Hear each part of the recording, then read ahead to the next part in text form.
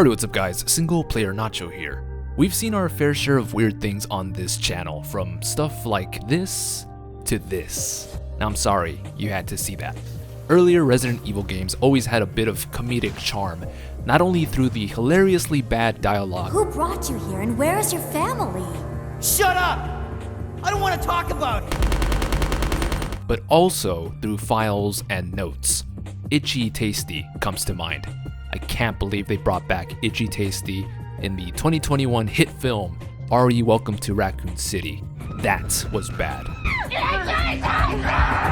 Files are a genius way of keeping the player engaged in this pre-apocalyptic world, learning about what various survivors were doing before getting chomped to bits by zombies, their final thoughts.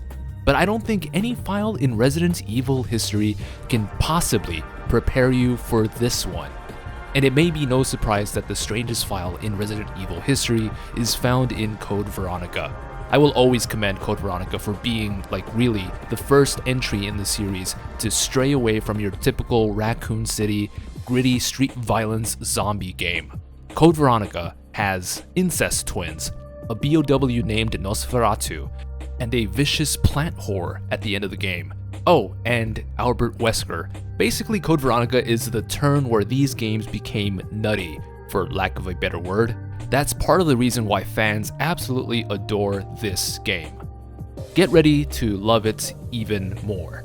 There's a file in CV's battle mode known as DIJ's Diary that chronicles various story events in the main game.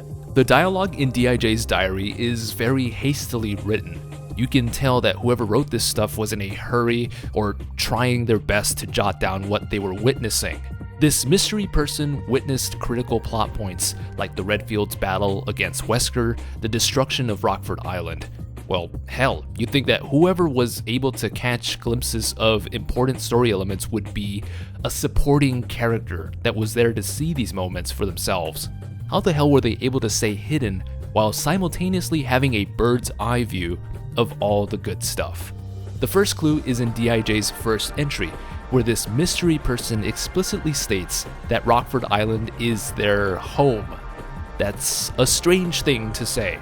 Rockford is home to tortured prisoners for the most part. Ain't no one calling this place their home. Second clue is the entry where this person is apparently avoiding hazards within Rockford Island. The entry reads, "I got too close and almost got myself smashed by the shutters. But thanks to my natural agility, I was able to get out of the situation and get outside. Anyone other than me would not have been so lucky." Aha. Totally normal to boast about your natural agility. Also, shutters are kind of easy to avoid if you know they're closing. Whoever this is must be a tiny little fellow dude. Throughout the rest of the DIJ Diary file, you'll notice that this unidentified character that wrote the damn thing doesn't really describe humans in the typical fashion that we're used to. They'll refer to Claire as a girl with the red outfits, or Wesker as man with blonde hair.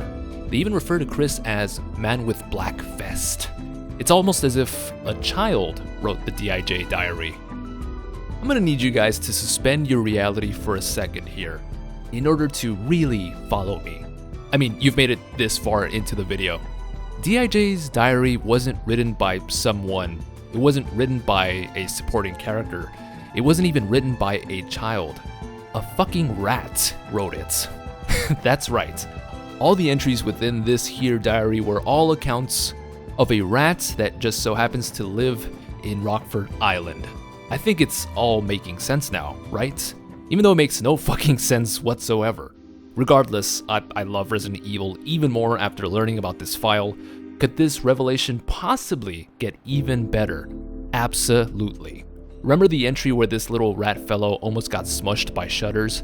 It's in the fucking game, and you can actually see this little guy running right next to Claire as he avoids those heavy ass doors.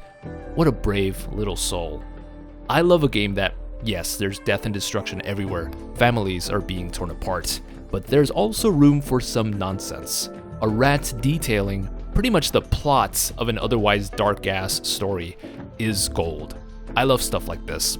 Cutest thing yet, this little guy wanted to save Claire Redfield.